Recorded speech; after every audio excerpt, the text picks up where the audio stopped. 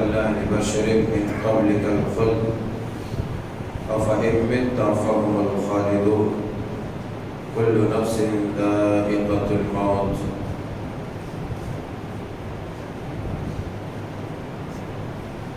سبحانك لا علم لنا إلا ما علمتنا إنك أنت العليم الحكيم رب اشرح لي صدري ويسر لي أمري واحلل عقدة من لساني يفقهوا قولي اللهم رب زدني علما ربنا يسر ولا تعسر وتمم بالخير. اللہ وحدہ لا شریک مالک کائنات خالق جہاں اور مدبر اعظم ہی کے لیے ہر قسم کی مدح و ثنا بزرگی و برتری تعریف و توصیف قابل ذکر و بیان اس لیے کہ موت و زندگی کے مابین ہر ضروریات اور ہر موافق اشیاء خورد و نوش ہمیں مہیا کرتا ہے اور ان تمام چیزوں کو ہمارے لیے کارآمد اور کارگر بناتا ہے. فَلِلَّهِ الْحَمْدُ وَلَهُ الشُّكْرُ سبحان اللہ وبحمدہ سبحان اللہ العظیم. احباب گرامی،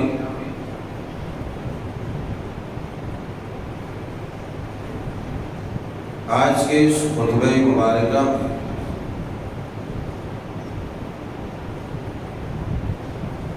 موت اور منمانی، موت اور ہماری منمانی کے تعلق سے چند باتیں آپ کے گوش گزار کرنے کی سعی بیان کر رہا. رب ذوالجلال والاکرام سے دعا ہے کہ پروردگار عالم عز و جل ہمیں تمام حقائق کو کما حق رکھنے، اسی طرح سے ہم سب کو سننے سمجھنے اور عبرت و نصیحت حاصل کرنے اور عمل کرنے کی توفیق عطا فرمائے.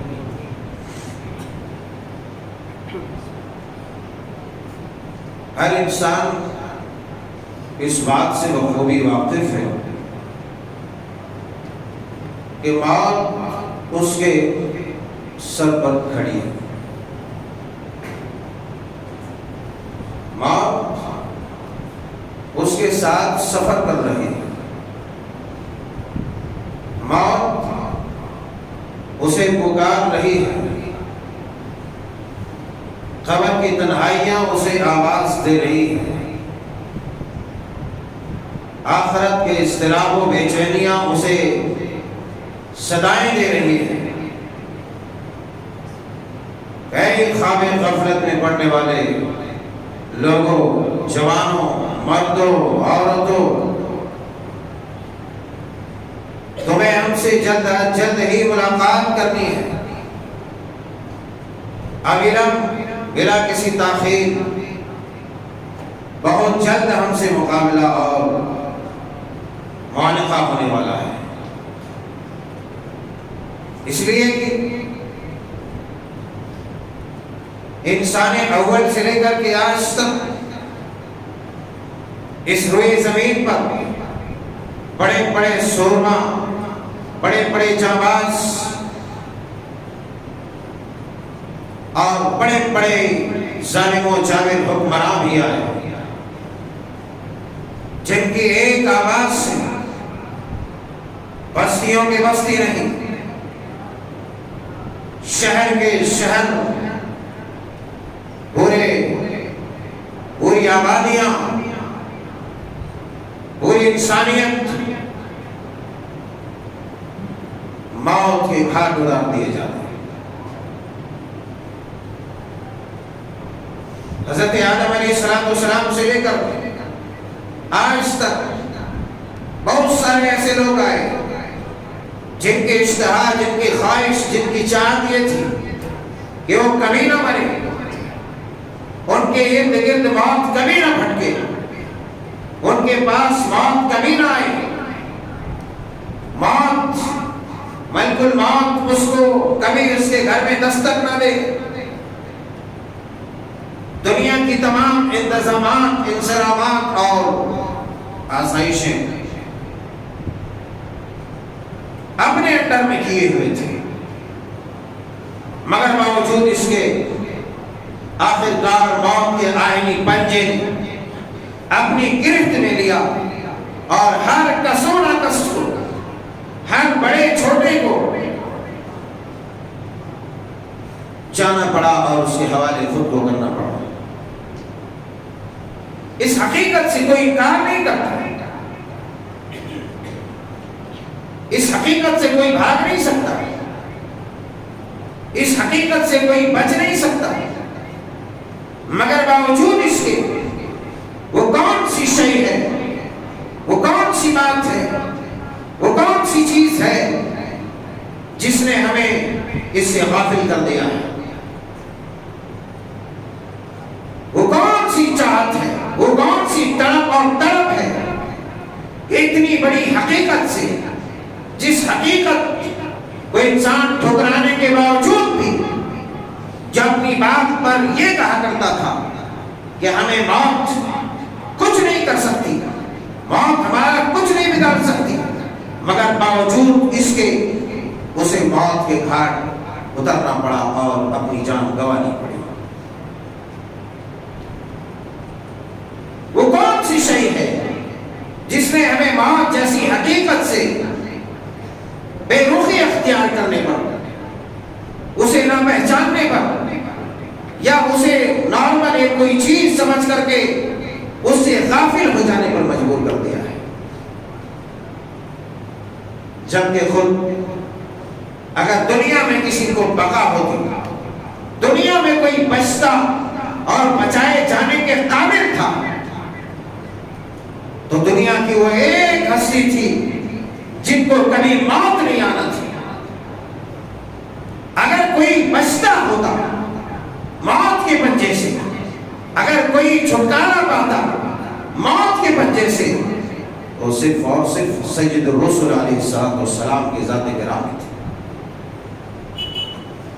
شاعر نے کہا تھا لو کان الدنیا، لو کان فی الدنیا بقاؤ، کہ اگر دنیا میں کسی کو بقا اور کسی کو زندگی ملتی، کسی کو ہمیشگی ملتی تھی، اگر ایسا ہوتا تھا کہ کسی کو موت نہیں آتی، تو لو کان فی الدنیا بقاؤ لما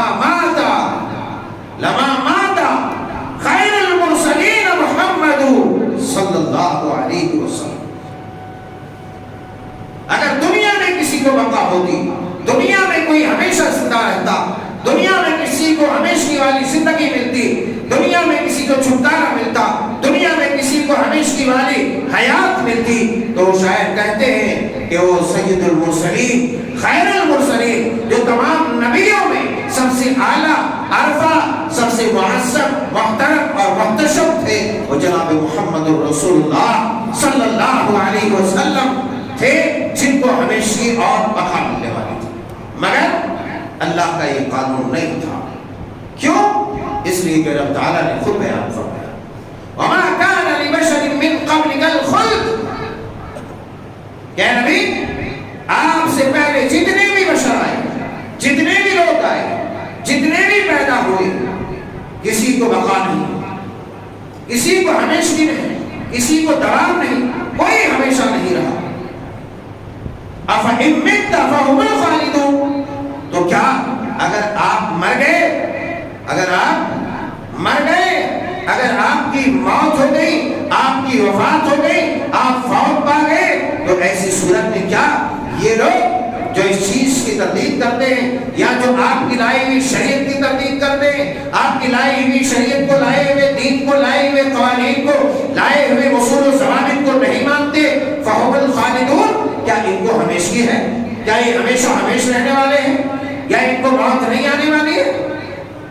اللہ جل شانہ سبحانہ وتعالی نے فرمایا کل نفس ذائقۃ الموت، نہیں ہے، ایسی کوئی بات نہیں ہے، ایسی کوئی بات نہیں ہے، آپ کے بعد یہ لوگ بھی ہمیشہ رہنے والے نہیں ہیں، آپ کی موت کے بعد یہ لوگ بھی ہمیشہ والی زندگی نہیں پائیں گے، آپ کی موت کے بعد ان کو ہمیشہ والی حیات ملنے والی نہیں ہے، انہیں بھی مرنا ہے، انک میت وانہم میتون، اللہ نے فرمایا ہے نبی آپ کو بھی موت آئے گی، آپ بھی مرنے والے ہیں اور یہ سب کے سب مرنے والے ہیں۔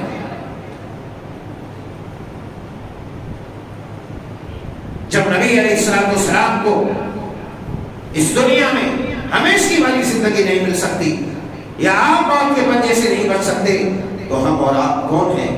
ہم اور آپ کس کھیت کے مولی ہیں؟ یا ہم اور آپ کون سی دنیا کی نئی مخلوق ہیں کہ جو موت سے اس قدر بے پرواہ، موت سے اس قدر غافل ہے؟ نبی محترم کی ذات گرامی ہے، آپ کی وفات ہوتی ہے، مدینے کے گلیوں میں کوہرام مچتا ہے، عمر فاروق جیسے جلیل القدر صحابی رسول نڈھال ہو جاتے ہیں، دیوانہ وار ننگی تلوار لے کے گھومتے ہیں اور یہ پکار اٹھتے ہیں کہ کون ہے وہ جو میرے نبی کو مردہ کہتا ہے، میں ان کا سر تن سے جدا کر دوں گا۔ مگر وہ عظیم المرتبہ، وہ جلیل القدر صحابی جن کی عظمت و جلالت مسلم تھی، جن کو دیکھ کر شیطان راستہ بدلتا تھا، جن سے قیصر و کسریٰ کی بڑی بڑی طاقتیں لرز اٹھتی تھی، اس عظیم المرتبہ انسان کو بھی آخرکار موت نے آ دبوچا اور مجوسی کے حملے سے آپ شہید ہو گئے۔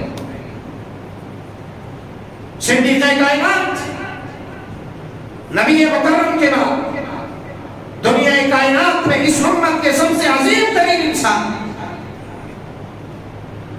مگر آپ کو بھی موت نے آپ کے ساتھ وفا نہیں کیا۔ عثمان و علی، خالد و زرار، جن کی تیز تلوار کی دھاک سے خالد و زرار کا نام سنتے ہی بڑے بڑے سورماؤں کا دل ٹہل جاتا تھا اور یہ سمجھتا تھا کہ موت کا فرشتہ آن پڑا ہے، مگر موت نے ان کے ساتھ بھی وفا نہیں کیا، موت نے ان کے ساتھ بھی وفا نہیں کیا۔ بڑے بڑے جرنیل آئے، یہاں تک کہ قارون، فرعون، حامان، شداد، جو بڑی بڑی طاقتوں کے ساتھ رونما ہوئے، جنہوں نے خدائی دعوے تک کیا، جنہوں نے انا ربکم الاعلی کا دعویٰ کیا کہ میں ہی سب سے بڑا خدا، میں ہی سب سے بڑا رب، میں ہی سب سے بڑا الہ، میں ہی سب سے بڑا معبود، میں ہی سب سے بڑا پروردگار ہوں، مگر موت ایک ایسی حقیقت ہے کہ آج بھی دنیا کے سامنے ان معبودان باطلہ کی بعض لاشیں موجود ہیں جو دنیا کو خاموش پیغام دیتی ہے، اے دنیا والوں، اے کبر و نخوت میں مبتلا لوگوں، اے تکبر و گھمنڈ میں چور لوگوں، اے دنیا کے رنگ رلیوں اور رانائیوں میں مست و مگن لوگوں، اے اپنی جوانیوں کے طاقت میں مخمور انسانوں، اے جوانیوں کے رنگینیوں میں رنگے ہوئے لوگوں، سنو، فرعون کی لاش تمہیں یہ پیغام دیتی ہے کہ فرعون جیسی عظیم طاقتور، عظیم سلطنت کے مالک رب تعالیٰ نے اسے بھی غرق کر دیا اور موت کے آہنی پنجے نے اس کے ساتھ وفا نہیں کیا بلکہ اس کے بھی جسم کے پتھرچے اڑا دیے اور اس کے جسم سے روح کو نکال دیا۔ آج اس کی وہ خاموش لاش ہمیں پیغام دیتی ہے اور یہ پکار کر کہتی ہے اے لوگوں، آخر تم کس خواب خرمن میں مبتلا ہو؟ کہاں تم کھوئے کھوئے سے رہتے ہو؟ تم نے اپنی زندگی کو بھلا دیا، اس کا مقصد کیا تھا؟ جبکہ کسی کو بقا نہیں۔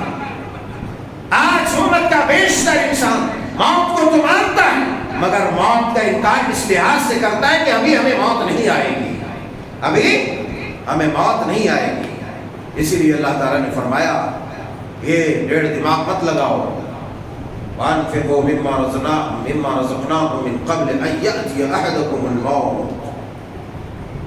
کہ اللہ تبارک و تعالیٰ کے حضور، اللہ تبارک و تعالیٰ کے راہ میں خرچ کر لو، اللہ کو منا لو، اس کی اطاعت و پیروی کرو، اس کے حکم کی فرما برداری کرو، اس سے پہلے کہ موت تمہارے پاس آ جائے. جو بھی تمہیں روزی دی ہے، جو بھی طاقت دی ہے، جو بھی وسعت دی ہے، اس کے مطابق خرچ کرو. کیوں؟ فَإِذَا جَاءَ أَجَلُهُمْ لَا يَسْتَأْخِرُونَ سَاعَةً وَلَا يَسْتَقْدِمُونَ وَلَن يُؤَخِّرَ اللَّهُ نَفْسًا إِذَا جَاءَ أَجَلُهَا وَاللَّهُ خَبِيرٌ بِمَا تَعْمَلُونَ. کہ جب وہ وقت مقررہ آ جائے گا، دنیا پھٹی کی پھٹی نگاہوں سے دیکھتی رہ جائے گی، پھٹی کی پھٹی نگاہوں سے. آج ہر روز کہیں نہ کہیں سے آپ کے جاننے والے، ہمارے جاننے والے کی موت کی خبریں آ رہی ہیں. کہیں نہ کہیں ہر دن ایک نہ ایک موت کی خبریں آپ کے جاننے والے، ہمارے جاننے والے لے کے آ رہے ہیں. مگر ہم ہیں کہ موت سے غافل انسان. ہم اس اکڑ میں ہیں، ہم اس کبر میں ہیں کہ ہمارے پاس ابھی موت آ کر دستک نہیں دے گی.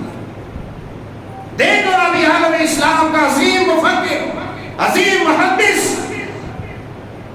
عظیم محدث، عظیم محقق، عظیم اسکالر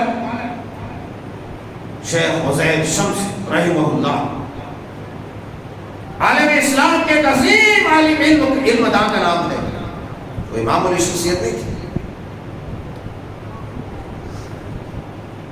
ایک عظیم علمی شخصیت.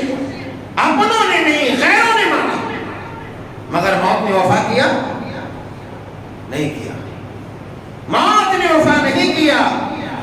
کاظر اب وقت رخصت آن پڑا ہے، لہذا چلو بوریا بستر اٹھاؤ، چل پڑو.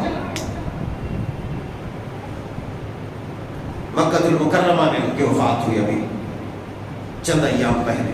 اللہ غریب رحمت کرے، ان کی خدمات جلیلہ کو قبول فرمائے، کروڑ کروڑ جنت نصیب فرمائے. اور جتنے بھی مومنین صالحین اس دنیا سے گزر چکے ہیں، ان کی قبروں کو نور سے بھر دے، ان کے قبور کو جنت کے باغات میں تبدیل کر دے. اور جو بھی زندہ ہے انہیں اپنی اطاعت و فرما برداری پر کاربند فرما. یہ بات بڑی چیز ہے. اور یہ وہ وقت ہے کہ ہر خاص و عام کے ساتھ کہیں نہ کہیں کسی نہ کسی بہانے سے. ابھی ایک ہمارے قریبی عالم، ہمارے بھائیوں میں سے اپنے علاقے کے نام اور شخصیت، ان کی بھی اچانک وفات ہو. ہر روز کہیں نہ کہیں وفات. اس مہینے میں، یہ پچھلے مہینے سے اب تک لے کر کے کہیں ایک بڑے پیمانے کے عالم دین گزر چکے. مگر اس امت کو کیا ہوا؟ انہیں موت کی خبر نہیں ہے، انہیں کوئی ڈر نہیں، کوئی خوف نہیں، کوئی احساس نہیں. گویا کہ انہوں نے حیات جاویدہ پی لیا ہے،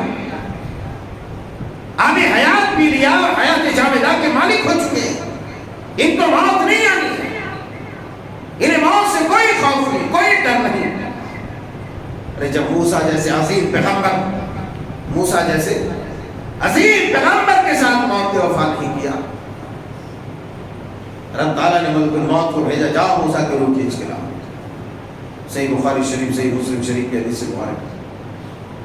موسیٰ علیہ السلام جیسے جلالی انسان کے پاس موت کا فرشتہ چلا گیا، وہ چلا گیا، موت کا فرشتہ چلا گیا.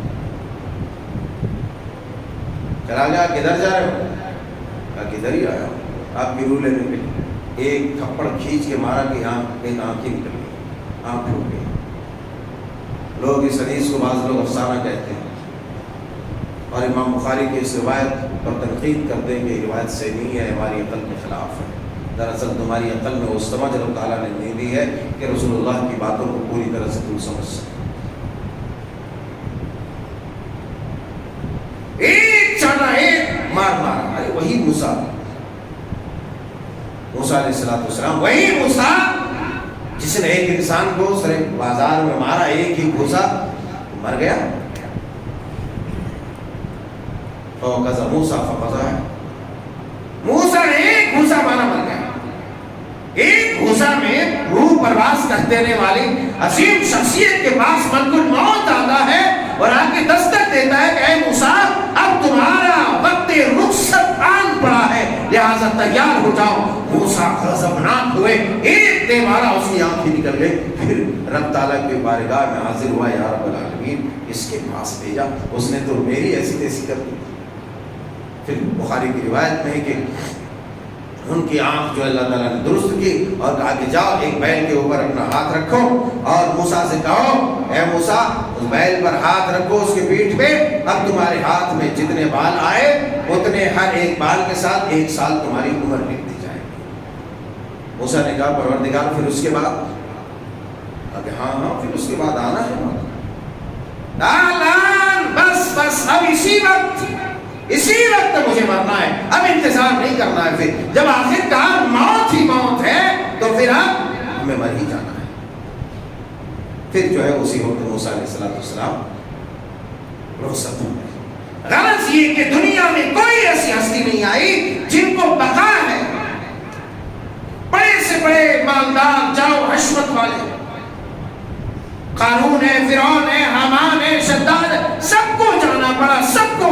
ایسے ایسے لوگ جنہوں نے دنیا میں جنتیں تعمیر کی، ایسے ایسے سلاطین جنہوں نے اپنے حرم کو جنت نما بنا کے رکھا تھا، ہر طرح کی آسائشوں کا انتظام تھا، ہر طرح کی پرتعیش زندگی گزارنے کی سہولیات دستیاب تھی، مگر کسی کے ساتھ موت نے وفا نہیں کیا۔ ارے وہ عظیم فاتح، دنیا کا سفاک انسان چنگیز خان جیسے خوفناک انسان کو جب اس کے ساتھ موت نے وفا نہیں کیا، امیر تیمور لنگ جنہوں نے انسانی کھوپڑیوں کا مینار تعمیر کیا، اللہ اس عظیم فاتح کے ساتھ بھی موت نے وفا نہیں کیا، تو تم اور ہم کون کھیت کے مولی ہو کہ ہمیں موت چھوڑ دے یا ہمیں موت نہ آئے؟ ہم نے کون سی آب حیات پی لیا ہے کہ ہمیں موت نہیں آئے؟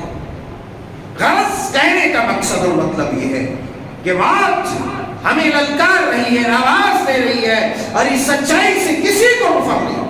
وَإِنَّ الْمَوْتَ الَّذِي تَفِرُّونَ مِنْهُ فَإِنَّهُ مُلَاقِيكُمْ ثُمَّ تُرَدُّونَ إِلَىٰ عَالِمِ الْغَيْبِ وَالشَّهَادَةِ فَيُنَبِّئُكُم بِمَا كُنتُمْ تَعْمَلُونَ۔ اے نبی آپ کہہ دیجئے إِنَّ الْمَوْتَ الَّذِي تَفِرُّونَ مِنْهُ، کہ جس موت سے تم بھاگتے ہو، راہ فرار اختیار کرتے ہو، فَإِنَّهُ مُلَاقِيكُمْ، تم سے وہ ملاقات کر کے رہے گا، تم سے وہ ملاقات کر کے رہے گا، تمہیں وہ پکڑ کر کے رہے گا، تمہیں اپنے آئینی پنجے میں تمہیں دبوچ کر کے رہے گا، اور تمہیں لے کر کے رہے گا، چھین کر کے رہے گا۔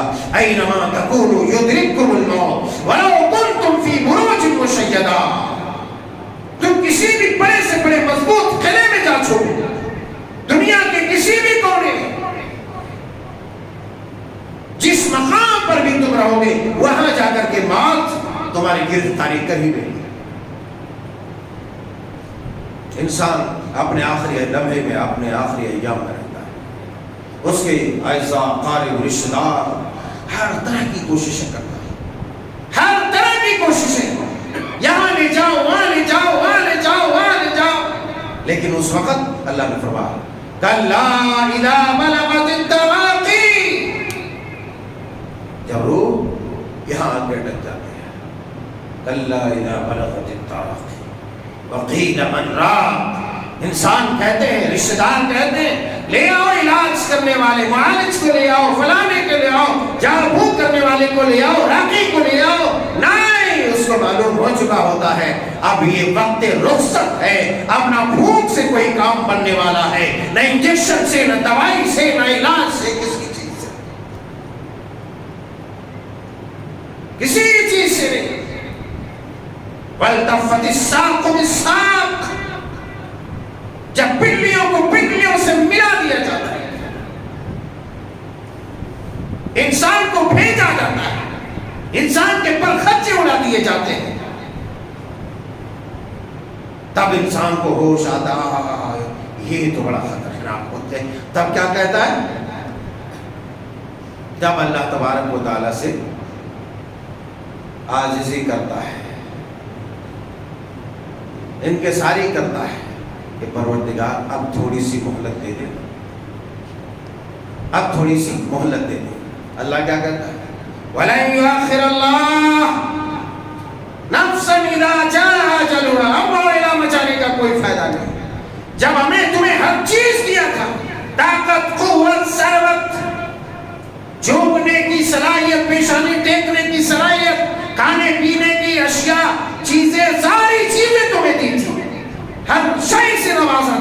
ہر سہولیات تمہیں دیا تھا، مگر اس وقت تم نے کان نہیں دھرا، اس وقت تم نے کچھ نہیں کیا۔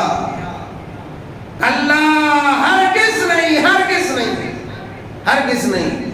اب یہاں سے واپسی کا کوئی راستہ نہیں، اب کوئی موقع نہیں ہے، واپسی کا کوئی راستہ نہیں، سارا راستہ مسدود ہو چکا ہے، سارے راستے بند ہو چکے ہیں۔ اللہ اکبر۔ انسان بے بس بے کس ہوگا، انسان کچھ بھی نہیں کر سکتا، بے بسی کے عالم میں وہ صرف اور صرف اسے بھگتے گا جو اس نے اب کیا تھا۔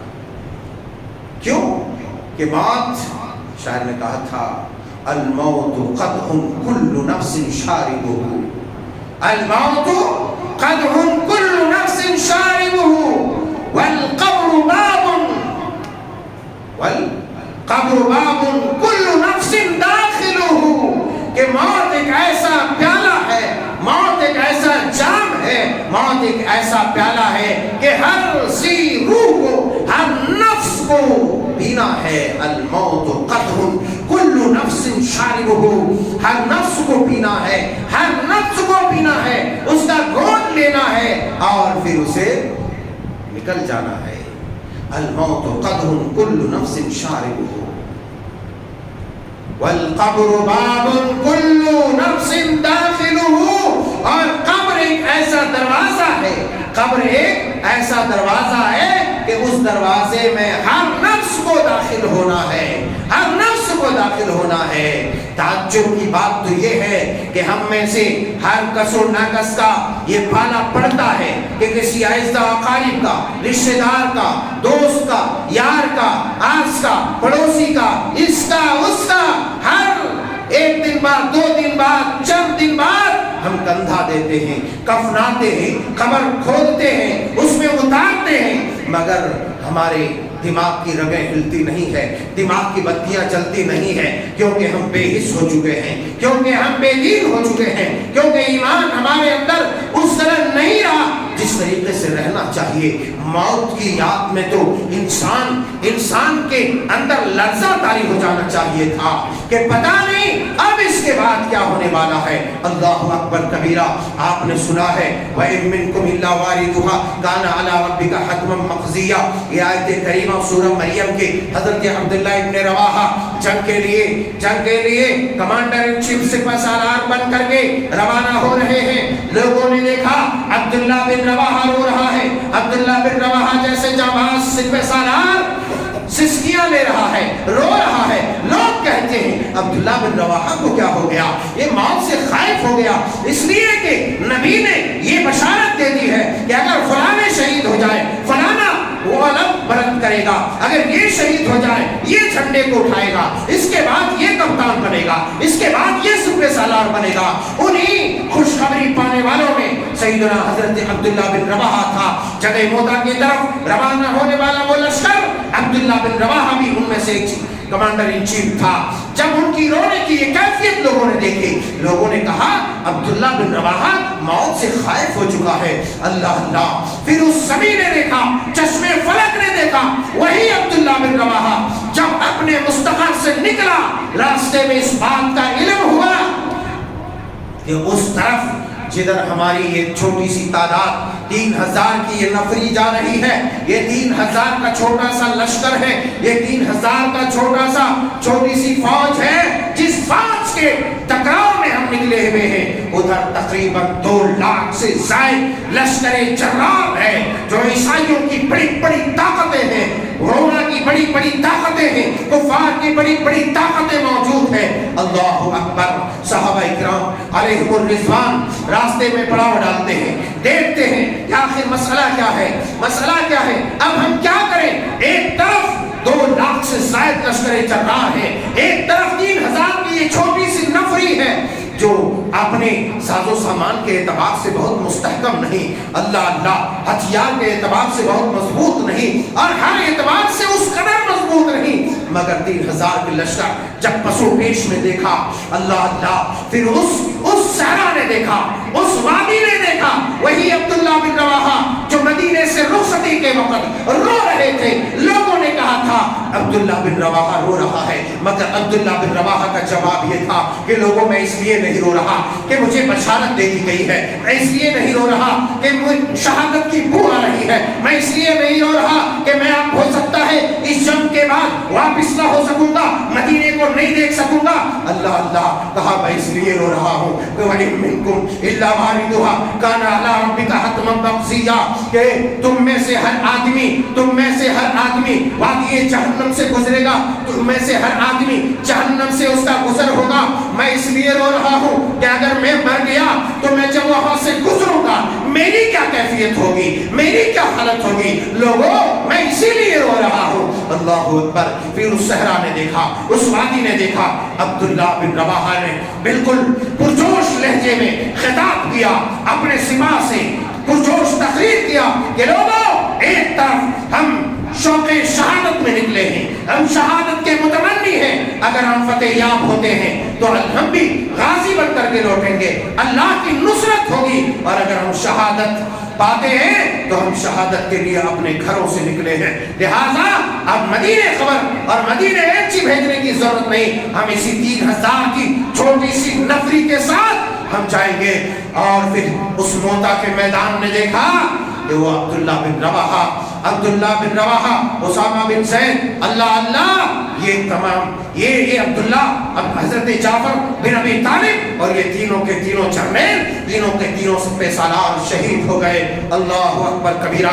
پھر اس روئے زمین نے دیکھا، خالد کے ہاتھ میں تلوار آئی، حضرت خالد رضی اللہ تعالیٰ کو کہتے ہیں موتا کے میدان میں ٹوٹل 7 تلواریں میرے ہاتھوں میں ٹوٹی اور ایک چھوٹی سی یمنی تلوار میرے ہاتھ میں تھی۔ اللہ اپنے آخری وقت میں سیدنا خالد بن ولید رضی اللہ تعالیٰ عنہ ذکر کرتے تھے، وہ خالد جیسے عظیم سپہ سالار، عظیم کمانڈر کہ دیکھو اپنے ساتھی کو ٹانگ کھول کے دکھاتے، دیکھو کوئی ایسا حصہ ہے جہاں زخم نہیں، دوسری ٹانگ دکھاتے، ہاتھ دکھاتا، یہ بازو دکھاتا، کوئی ایسی جگہ نہیں جہاں پر تیر و تلوار اور نیزے کے زخم نہ ہو، پیٹھ دکھاتا، چھاتی اور سینہ دکھاتا، غرض یہ کہ ہر مقام میں زخم کے نشانات تھے۔ اس عظیم سپہ سالار کے ساتھ بھی موت نے وفا نہ کیا، اور پھر مالک حقیقی سے اپنے بستر مرگ پر جا ملے۔ اللہ اے میرے یارو، اے میرے پیارو، ایسے تمام جرنیلوں کو موت نے بخشا نہیں، بڑے بڑے علماء کو، فقہاء کو، محدثین کو، ائمہ دین کو، مجتہدین کو، مفسرین کو نہیں بخشا، تو ہم کس کھیت کے مولی ہیں؟ خدا کی قسم تیاری کرو رب سے ملاقات کی، اس حالت میں نہ ملو، اس حالت میں نہ ملو۔ مرنا تو ہر کسی کو ہے، جانا تو ہر کسی کو ہے، مگر موت وہ ہے جس کی موت کے بعد زمانہ رشک کرے، جس کی موت کے بعد اس کی مغفرت کے لیے دست دراز ہو جائے، بارگاہ رب العزت میں آٹومیٹکلی ہاتھ اٹھ جائے، زبان حرکت میں آ جائے اور اس کے لیے مغفرت کی دعا کرے۔ ایسا نہ ہو کہ تم ان لوگوں میں شامل ہو جاؤ کہ تم مرو تو لوگ کہیں کہ چلو ایک زمین کا بوجھ تو کم ہوا، فرشتے کہیں چلو ایک زمین کا بدبودار بوجھ تو کم ہوا، ان بدبختوں میں اپنا شمار نہ کراؤ۔ موت بہرحال آنی ہے، موت بہرحال آنی ہے، اور ہم میں سے ہر ایک کو مرنا ہے، ہر ایک کو جانا ہے، لہٰذا اس کے لیے تیاری کرنی ہے، اس کے لیے اپنے آپ کو مستعد رکھنا ہے۔ اللہ جل شانہ سبحانہ تعالیٰ سے دعا ہے کہ مولا کریم ہم موت سے غافل انسان ہے پروردگار، تیرے مجرم بندے ہیں، تیرے مجرم بندے ہیں پروردگار، اپنے مجرم بندوں کو تو معاف فرما۔ پروردگار عالم ہمیں اپنے عذاب، اپنے عتاب اور اپنے غضب سے محفوظ فرما، اپنا اطاعت گزار بندہ بنا، اے اللہ صالحین میں ہمارا شمار فرما۔ اللہم اجعلنا مع النبیین والصدیقین والشہداء والصالحین، آمین۔ تقبل یا رب العالمین، وآخر دعوانا۔